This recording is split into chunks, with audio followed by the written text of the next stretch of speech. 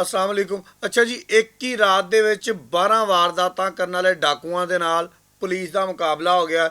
ਇੱਕ ਡਾਕੂ ਹਲਾਕ ਹੋ ਗਿਆ ਤੇ ਬਾਕੀ ਭੱਜ ਗਏ। ਸ਼ਦੀਦ ਧੁੰਦ ਸੀਗੀ ਤੇ ਡਾਕੂ ਨਾਕਾ ਲਾਇਆ ਹੋਇਆ ਸੀਗਾ ਤੇ ਹਰ ਬੰਦੇ ਨੂੰ ਨਾ ਸਿਰਫ ਲੁੱਟ ਰਹੇ ਸੀ ਬਲਕਿ ਉਹਨਾਂ ਨੂੰ ਬੰਨ ਕੇ ਉੱਥੇ ਸੁੱਟ ਰਹੇ ਸੀ। ਉਹਨਾਂ ਦੇ ਮੋਬਾਈਲ ਪੈਸੇ ਵੇਚੇ ਕਿ ਸਬ ਇੰਸਪੈਕਟਰ ਜਿਹੜਾ ਸੀਗਾ ਉਹਨੂੰ ਵੀ ਲੁੱਟ ਲਿਆ। ਮਤਲਬ ਪੁਲਿਸ ਵਾਲੇ ਨੂੰ ਵੀ ਨਹੀਂ ਛੱਡਿਆ।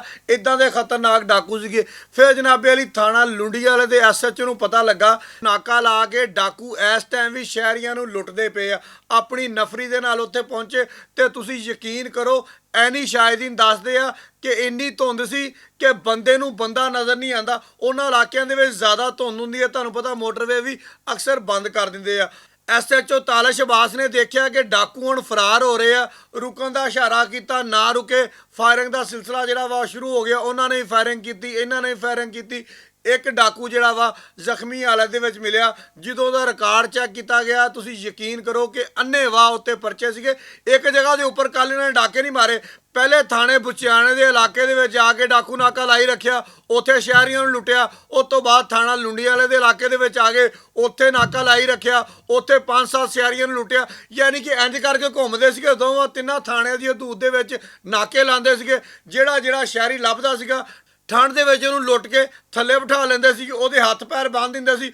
ਸਾਰੀ ਰਾਤ ਉਹ ਵਿਚਾਰਾ ਉੱਥੇ ਸਰਦੀ ਦੇ ਵਿੱਚ ਬੈਠਾ ਰਹਿੰਦਾ ਸੀਗਾ। ਖੈਰ ਜੀ, ਪੁਲਿਸ ਦਾ ਇਹ ਕਹਿਣਾ ਵਾ ਕਿ ਜਿਹੜੇ 3 ਬੰਦੇ ਭੱਜੇ ਆ ਉਹਨਾਂ ਦੀ ਤਲਾਸ਼ ਦਾ ਅਮਲ ਜਾਰੀ ਆ। ਬਾਕੀ ਜਿੰਨੇ ਵੀ ਬੰਦੇ ਲੁੱਟੇ ਗਏ ਸੀ ਉਹਨਾਂ ਦੇ ਮੁਕੱਦਮਾਤ ਜਿਹੜੇ ਆ ਉਹ ਵੀ ਦਰਜ ਕਰ ਲਏ ਗਏ ਆ। ਉਹਨਾਂ ਦਾ ਕੁਝ ਸਮਾਨ ਜਿਹੜਾ ਵਾ ਇਸ ਡਾਕੂ ਕੋਲੋਂ ਬਰਾਮਦ ਵੀ ਹੋ ਗਿਆ ਵਾ। ਡਕੈਤੀ ਦੀ ਇੱਕ ਮੋਟਰਸਾਈਕਲ ਜਿਹੜੀ ਆ ਉਹ ਵੀ ਬਰਾਮਦ ਹੋ ਗਈ ਆ। ਇਹਦੇ ਵਿੱਚ ਅਸੀਂ ਕਹਾਂਗੇ ਕਿ ਸੀਪੀਓ ਫੈਸਲਾਬਾਦ ਸਾਹਿਬਜ਼ਾਦਾ ਉਮਰ ਬਲਾਲ ਦੀ ਹਦਾਇਤ ਦੇ ਉੱਪਰ ਜਿਹੜੀ ਫੈਸਲਾਬਾਦ ਦੀ ਪੁਲਿਸ ਆ ਉਹ ਰਾਤ ਨੂੰ ਵੀ ਜਾਗਦੀ ਪਈ ਆ, ਇੰਨੀ ਧੁੰਦ ਦੇ ਵਿੱਚ ਵੀ ਜਾਗਦੀ ਪਈ ਆ। ਤੁਸੀਂ ਯਕੀਨ ਕਰੋ ਕਿ ਜਦੋਂ ਬੰਦੇ ਨੂੰ ਬੰਦਾ ਨਜ਼ਰ ਨਹੀਂ ਆਉਂਦਾ ਤੇ ਇੱਕ ਦੂਜੇ ਨਾਲ ਜਦੋਂ ਫਾਇਰਿੰਗ ਹੁੰਦੀ ਹੈ ਨਾ ਤੇ ਜਾਨ ਆਪਣੇ ਹੱਥਾਂ ਦੇ ਉੱਪਰ ਰੱਖ ਕੇ ਤੁਹਾਡੀ ਹਿਫਾਜ਼ਤ ਕਰਦੇ ਆ। ਦੇਖ ਲਓ ਡਾਕੂ ਜਿਹੜਾ ਵਾ ਧੌਣ ਭਰਨੇ ਆ ਗਿਆ ਵਾ। ਜਿਹੜੇ 3 ਭੱਜ ਗਏ ਆ ਉਹ ਵੀ ਅੱਲਾ ਦੀ ਮਿਹਰਬਾਨੀ ਨਾਲ ਜਲਦੀ ਫੜੇ ਜਾਣਗੇ। ਬਹੁਤ ਸ਼ੁਕਰੀਆ।